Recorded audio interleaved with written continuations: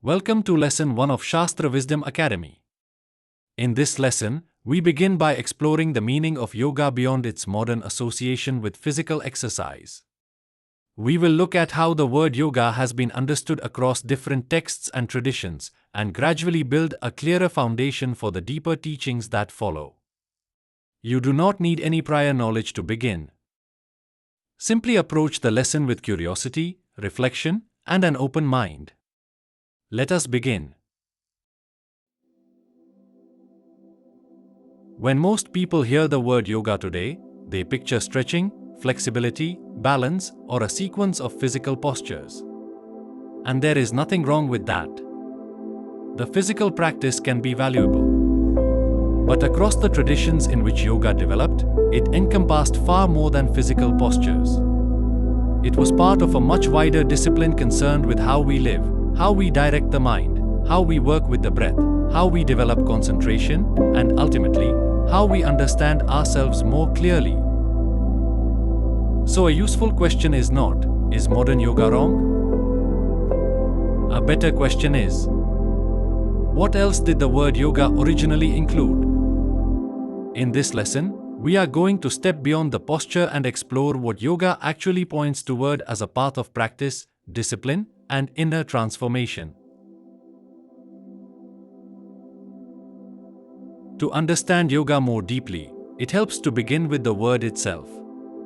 You may have heard yoga translated simply as union. That is a useful interpretation in some contexts, but it is not the only way the word has been understood, and it should not be treated as a complete definition of every yoga tradition. The Sanskrit term yoga is connected with the root yuj, a root associated with ideas such as yoking, joining, harnessing, or directing. That image is important. A yoke brings forces into a relationship.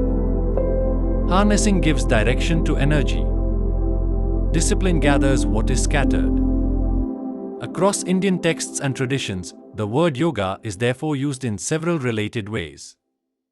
It can point toward disciplined practice.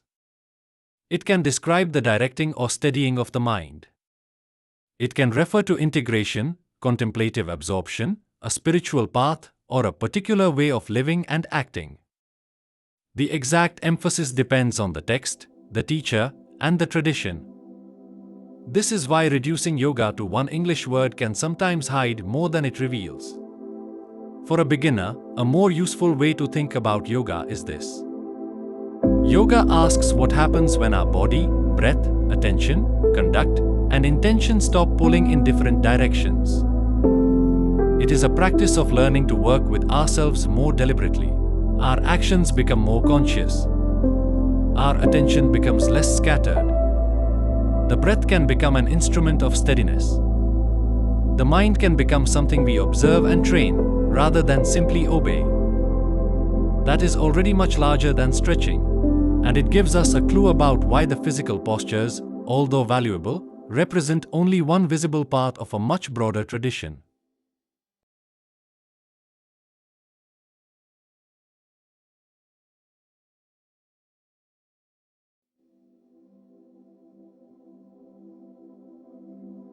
If yoga is so broad, why do so many people today encounter it primarily as physical exercise?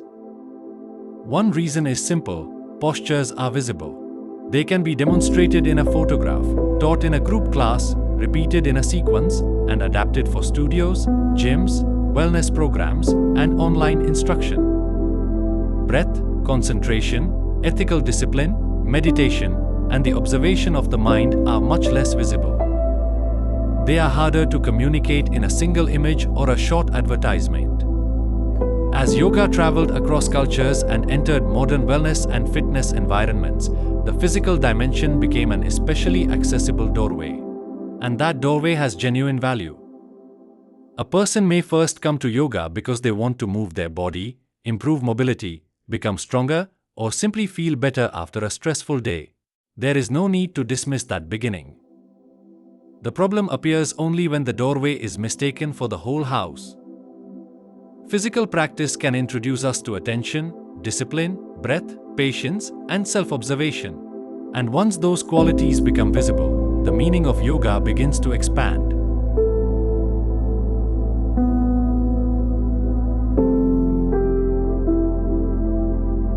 One of the most influential classical maps of yoga appears in the Yoga Sutras associated with Patanjali. This tradition describes an eight-limbed framework, often called Ashtanga Yoga.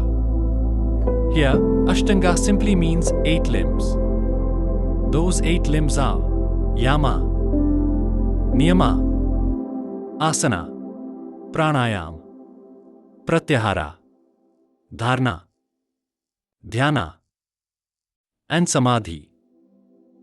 The Sanskrit names may sound technical at first, so let us simplify the map. Yama and Niyama concern how we live, our relationship with others, our habits, our restraint, and our personal discipline. Asana concerns posture and embodied steadiness. Pranayam works with the regulation and refinement of breath. Pratyahara turns attention away from constant sensory distraction.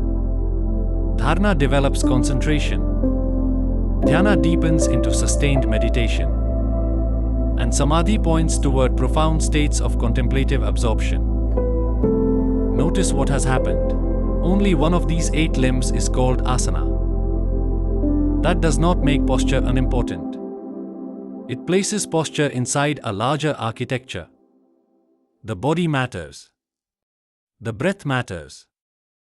But conduct matters too. Attention matters. Concentration matters and meditation matters. This framework can therefore help correct a common modern assumption that yoga begins and ends with what the body is doing. It is also important not to turn the 8 limbs into a rigid checklist. Different teachers and commentators have explained their relationships in different ways, and not every Indian yoga tradition organizes its practice through Patanjali's 8-limb model. So think of the 8 limbs as an influential classical map, not as the only map that has ever existed. Its power is that it immediately widens our view. Yoga includes the way we act, the way we train ourselves, the way we inhabit the body, the way we work with breath, the way we relate to sensation, the way we concentrate, and the way we enter meditation. Seen in that light, a yoga practice is not merely something that happens during an hour on a mat. It becomes a disciplined education of the whole person.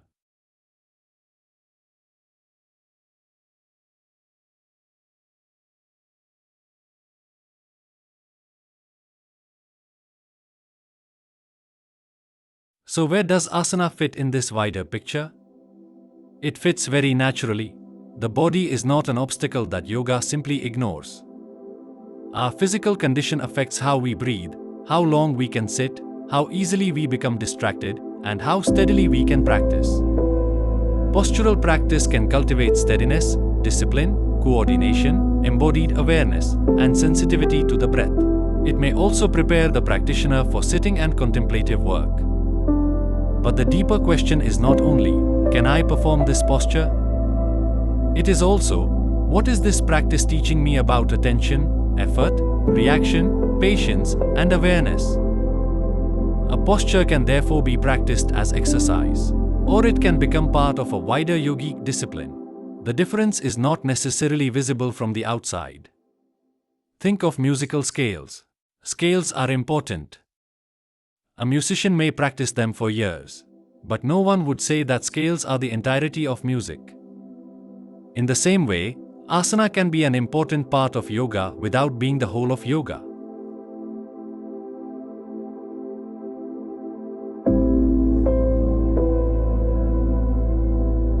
Once we understand yoga as a wider discipline, something interesting happens. The practice begins to follow us off the mat. Consider an ordinary difficult conversation. Someone says something that irritates you. The immediate impulse may be to react, defend yourself, or speak harshly. A yogic response might begin with something very small. Pause. Notice the reaction. Notice the breath. Create a little space before action. That moment may not look like yoga in a photograph, but it involves attention, restraint, awareness, and choice. Or consider concentration. We live in an environment designed to fragment attention. Messages arrive. Screens compete for us. One thought interrupts another. The ability to remain with one meaningful task is increasingly difficult.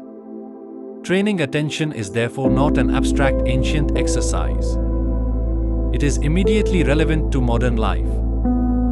Yoga can also appear in the commitments we keep, in the habits we moderate, in the way we consume, in the way we speak, and in the way we observe our own mental patterns. Breath practice can become a way of recognizing agitation before it controls our behavior. Meditation can become a laboratory in which we learn how thoughts arise, pull us, and pass. Ethical disciplines can become questions we bring into ordinary decisions. None of this requires rejecting work, family life, technology, or the modern world. The point is not to escape life. The point is to meet life with less compulsion and more clarity. This is one of the most practical meanings of yoga, training ourselves so that awareness has a greater role in how we live.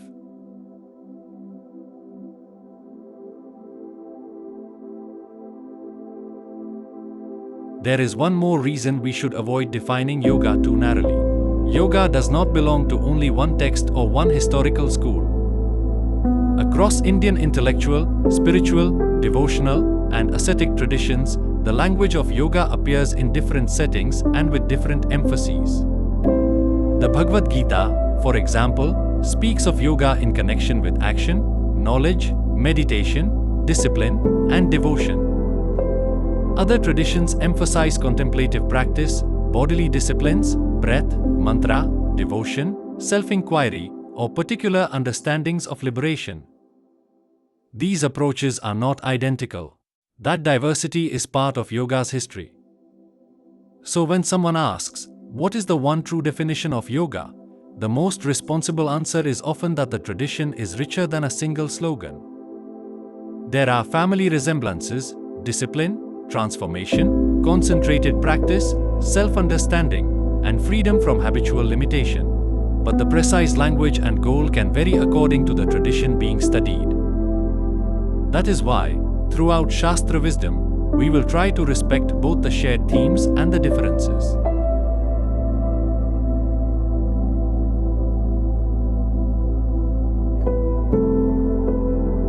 So, what does yoga really mean? It certainly can include the physical practice that millions of people value today. But it does not have to stop there.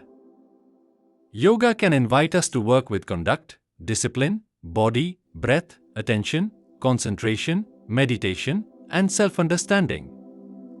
It asks us to become participants in our own inner development rather than passive passengers of habit. Perhaps, then, the most useful question to take away from this lesson is not, how advanced is my posture? But, what would change if I practiced yoga not only with my body, but also with my habits, my attention, my breath, and my choices? That question can remain with us long after the mat has been rolled away. In the next Shastra Wisdom lesson, we will continue exploring yoga beyond its modern surface and move deeper into the traditions, practices, and ideas that shaped it. This concludes Lesson 1. We began by asking what happened to the meaning of yoga, and we have seen that yoga cannot be reduced to a single modern definition or to physical posture alone. As we continue, keep this broader perspective in mind. Yoga as a living tradition shaped by different texts, practices, disciplines, and paths of inner transformation. Thank you for joining me. I look forward to continuing with you in the next lesson.